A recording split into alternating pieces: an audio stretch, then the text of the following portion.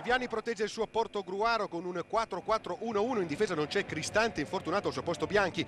Sannino è costretto a rivoluzionare il Varese con Pesoli, Osugi e Carrozza squalificati, non c'è Netto Pereira, sofferente al ginocchio sinistro. La prima conclusione è dei Veneti al 9° minuto su punizione Cunico, calcia alto. Rivediamo la punizione del capitano del Portogruaro. 4-2-3-1 per i biancorossi in avvio con Ebagua unica punta. Al 12° ci prova Zecchine su punizione senza successo. Le squadre si fronteggiano a centrocampo, non ci sono spazi. Al 24° sul cross di Zecchine Buzeggoli cerca il palo più lontano ma non lo trova. Il Varese più intraprendente. Al 39° minuto c'è il gran destro di Buzeggoli dalla distanza che centra il palo. È un buon momento per gli ospiti. Un minuto dopo sul cross di Ebagua Zecchine si coordina, impegna Rossi che non trattiene.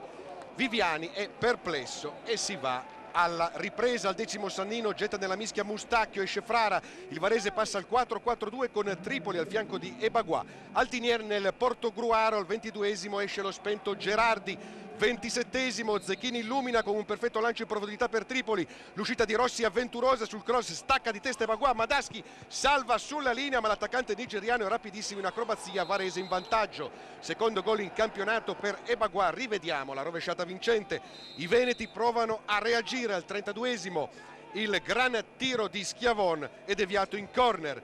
Cunico va a battere il calcio d'angolo. Altiniere svetta nel mucchio, palla in rete, l'1-1 al 33°, quarto gol in campionato per Cristian Altinier, 27 anni, 14 reti lo scorso anno in prima divisione con il Portogruaro. Il Malvarese sempre insidioso. Al 34° ci prova Zecchin, Pisani si immola e salva. L'ultimo brivido della partita lo regala Altinier ancora con un colpo di testa sul cross di Pisani.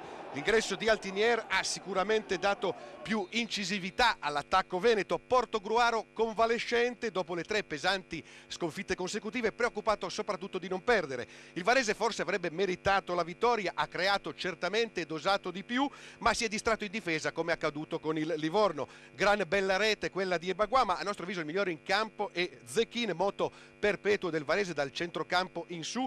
Corsa, quantità e qualità al servizio della squadra, è stato anche l'ispiratore del gol del Varese. A proposito del Portogruaro e Udine, la notizia è proprio freschissima di oggi: dalla prossima partita casalinga il Portogruaro potrà giocare in casa. Ricordiamo il punteggio: Portogruaro Varese 1-1, linea Mario Mattioli.